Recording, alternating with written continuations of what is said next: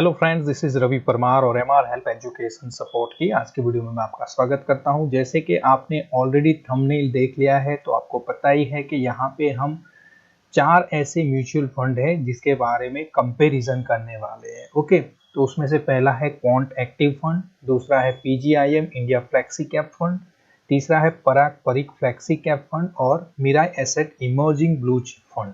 तो ये 4 जो म्यूचुअल फंड है उसके लिए कितना मिनिमम अमाउंट लगेगा, अगर एसआईपी करनी है तो कितना मैक्सिमम अमाउंट लगेगा, कितना रिटर्न वो दे रहे हैं, कौन से रिस्क इसमें अवेलेबल है और दूसरी कई सारी डिटेल है। वो सारी चीज़ें हम वन बाय वन ये पूरी वीडियो में बताएंगे, तो वीडियो को स्किप किए बिना देखना तो आप पूरी चीज़ों को समझ पाओगे।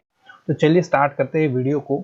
तो चारों को हमने ईटी मनी पे कंपेयर कर लिया है और अगर उसका फंड ओवरव्यू यहाँ पे देखोगे आप तो देखिए, वैल्यू रिसर्च की बात करें तो यहाँ पे पीजीआईएम, पराग परिक और मिराई एसेट की बात करें तो 5 स्टार रेटिंग की गई है।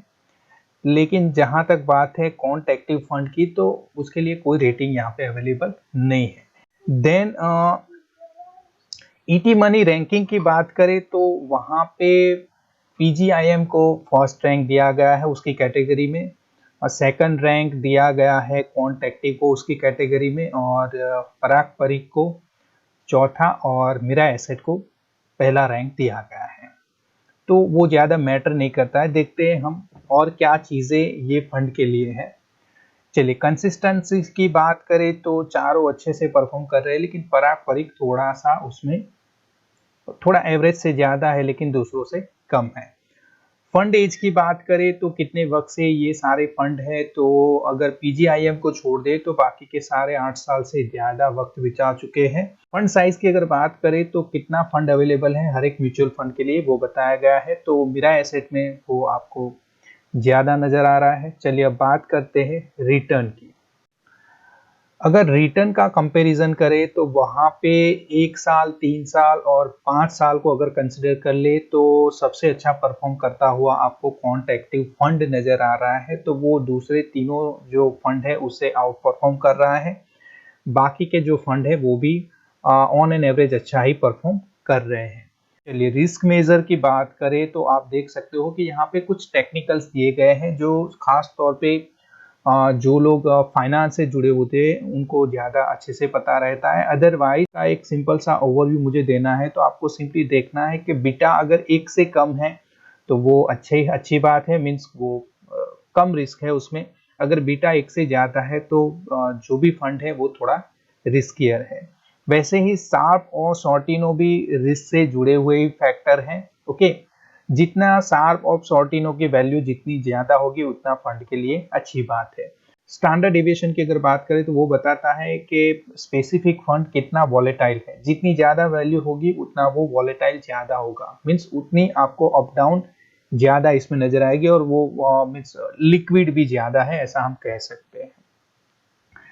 चलिए अब बात करते हैं पोर्टफोलियो की। तो पोर्टफोलियो में ये जो भी पोर्टफोलियो है वो कौन कौन से सेक्टर में इन्वेस्ट करता है या कौन कौन से जो शेयर्स है, टॉप 5 शेयर है वो यहाँ पे बताए गए हैं। तो आप देख पाओगे कि ज़्यादातर फंड ने हेल्थ केयर में इन्वेस्ट किया हुआ है। जैसे आप देख सकते हो, मिराई की अगर बात करें, पीजीआईएम की बात करें या क्वांट एक्टिव की बात करें तो तीनों ने हेल्थ केयर में इन्वेस्ट करके रखा हुआ है।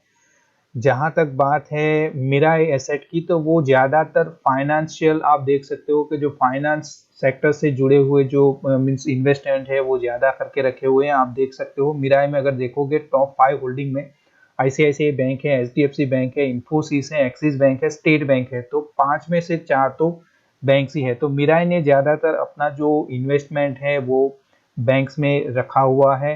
जहाँ तक बात है दूसरे फंड्स की तो ज़्यादातर उन्होंने इंफॉर्मेशन टेक्नोलॉजी से जुड़े जो सेक्टर्स होते हैं उसमें इन्वेस्ट करके रखा हुआ है।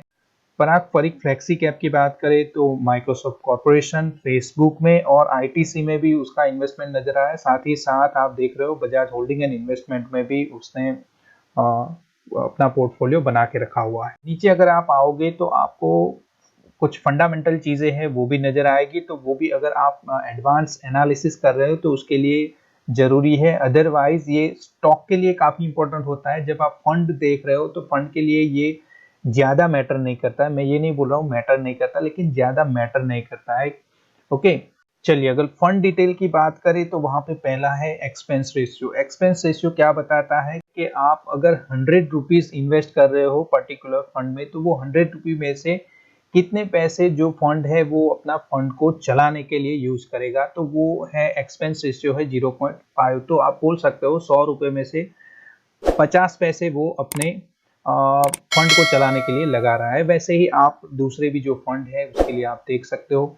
एग्जिट लोड की अगर बात करें तो अगर 12 महीने से पहले आप ये जो पर्टिकुलर म्यूचुअल फंड है उसमें से आप एग्जिट करते हो, तो उसके ऊपर जो भी आपकी AUM बनी होगी उसका पर्टिकुलर परसेंट, जैसे यहाँ पे मेंशन किया है, उतना आपको चार्ज लगेगा। ओके, तो हर एक के लिए बताया गया है। अदरवाइज आप नो मोर वाला जो डिटेल है वहां से भी ये चीजों को देख पाओगे। तो इसके लिए मैं डिस्क्रिप्शन में ये जो पूरी लिंक है मैं आपको प्रोवाइड कर दूंगा, तो आप वहां से गो थ्रू कर सकते हो। देन लॉक इन की अगर बात करें तो ओपन एंडेड फंड है सारे ही, तो वो वाले केस में कोई लॉक इन पीरियड यहाँ पे नजर नहीं आ रहा है।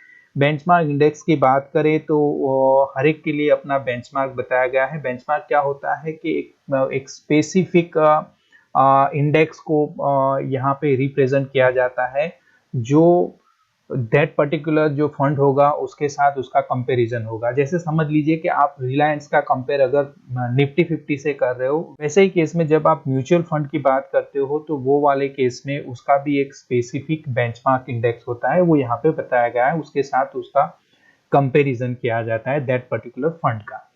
मिनिमम इन्वेस्टमेंट आप कितना कर सकते हो, तो SIP की अगर बात है तो क्वांट एक्टिव के लिए 1000 मीन्स यहाँ पे सभी को मिनिमम 1000 से आप SIP सभी फंड्स में कर सकते हो। और कुछ में अगर लमसम से करना है तो भी मिनिमम अमाउंट यहाँ पे दी गई है। लमसम के लिए क्वांट एक्टिव में आप 5000 से स्टार्ट कर सकते हो। PGIM के लिए 5000 है। और बात करें पराग परी की तो वो तो लमसम और SIP दोनों 1000 है। और मेरा एसेट की बात करें तो वहां पे लमसम वैल्यू बताई नहीं है, डिपेंड। ओके, चलिए इन्वेस्टमेंट होरिजोन की बात करें तो वहां पे बताया है कि good for long term, mean सारे जो यहाँ पे जो म्यूचुअल फंड हमने कंपेयर किए हैं वो सारे लॉन्ग टर्म के लिए अच्छे हैं और लॉन्ग टर्म में अच्छा रिटर्न भी देते हैं। ओके, उनके पोर्टफोलियो मैनेजर कौन है, कौन मैनेज कर रहा है ये पोर्टफोलियो को, तो यहाँ पे हर एक के लिए कौन मैनेज कर रहा है वो भी आपको यहाँ पे बताया है। अगर आप डिटेल में जानना चाहते हो कि आपके जो भी पोर्टफोलियो को मैनेज करते हैं वो उनके डिटेल्स क्या है, तो उसके लिए आप विकिपीडिया पे जाके ये सारी डिटेल या गूगल भी कर सकते हो, तो वो भी आपको यूजफुल हो सकता है। तो दोस्तों आई होप कि जो भी डिटेल हमने आपको यहाँ पे ये 4 जो म्यूचुअल फंड है उसको कंपेयर करके बताई, तो आपके लिए भी अगर आप फ्यूचर में कोई म्यूचुअल फंड बाय करना चाहते हो या फिर SIP करना चाहते हो, तो वो करने के लिए आपके लिए ये जो डिटेल प्रोवाइड की है वो आई थिंक थोड़ी बहुत हेल्पफुल रही होगी। हालांकि यहाँ पे काफ़ी कुछ डिटेल ऐसी है जो आपको अगर डिटेल में प्रोवाइड करनी पड़े तो उसके लिए वीडियो काफ़ी लंबी हो जाएगी, तो उस हिसाब से यहाँ पे सारी चीज़ें एक्सप्लेन नहीं की है, लेकिन कुछ चीज़ें हैं जो आपके लिए इंपॉर्टेंट हो सकती है, वो सारी चीज़ें यहाँ पे एक्सप्लेन की है। कई और भी म्यूचुअल फंड है जिसके बारे में भी हम कंपैरिजन आगे के वीडियो में लाएंगे, तो वो आप जरूर देखना। आज के लिए ये वीडियो में इतना ही। अगर वीडियो पसंद आई है तो प्लीज़ इसे लाइक करें, शेयर करें और चैनल को सब्सक्राइब जरूर करें, ताकि ऐसी ही बढ़िया वीडियो हम आपके लिए लाते रहे। मैं हूँ Ravi Parmar, signing off. Thank you very much.